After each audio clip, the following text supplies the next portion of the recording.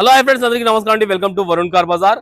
ఈ రోజు మీ ముందుకి తక్కువ బడ్జెట్ లో మంచి కార్ తీసుకొచ్చాను. 2010 ఆల్టో ఎల్ఎక్స్ఐ 2030 వరకు వ్యాలిడిటీ ఉంది. జీవితకాలం 5 years రెన్యువల్ చేసి పెట్టారు కస్టమర్ గారు. బండికి 1 రూపీ కూడా ఇన్వెస్ట్మెంట్ లేదు.